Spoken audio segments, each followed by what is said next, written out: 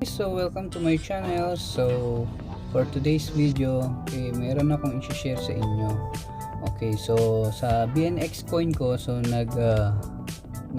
take profit lang ako ng half. And then may mga binili akong mga coins. So pinaglalagay ko silang lahat ng 10,000. Okay. So pakita ko sa inyo. Yan. So itong mga coin na to is nasa baba. Okay. So ayan, 10,000. Yan, naglagay ako ng 10,000. Okay. 999. Okay, so YGG, yan. Tapos sand, polish, yan, 1, 2. Yan. 10,000 yung mga yan. Binili ko. So naglagay ako ng 10,000. So ito guys yung mga binili ko. Okay, so ayan, 1, 2, 3, 4, 5, 6, 7, 8, 9, 10, 11, 12, 13, 14, 15, 16, 17, 18, 19.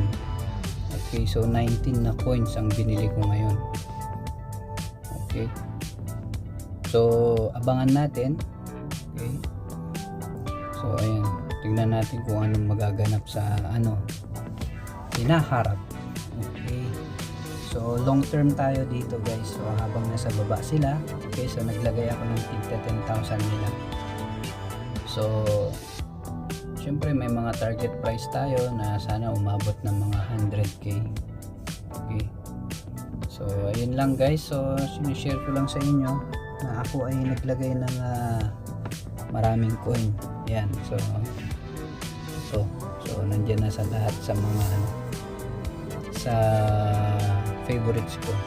Okay, so meron din akong inaabangan na isang coin na bagong labas lang, si Mew. Itong si Mew. So ina-expect ko na sana makuha ko siya ng 10 centavos.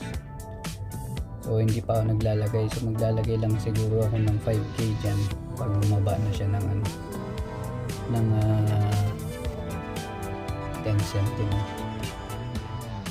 Okay. So ina-expect ko na sana ay bumaba dito si dito sa pula, itong si Mew. Okay, and then mag-entry tayo ng 5,000 or maglalagay din ako ng 10,000. Okay, and then hintayin ko lang din sila mag-pump. So ang napaisip ako na maglagay ng ganitong strategy. At least nakita ko naman sa kanila is nasa baba naman sila and long term naman sila. Para sa akin, nilo long term ko mga siguro 1 year. So i-check ko. Okay, so namula pa sila. Okay, and then pag yan tumaas, okay, so paunahan na lang sila kung sino mauna, natataas sa kanila, kung sana sabay-sabay silang tumaas. Okay, para isang labasan lang ng profit.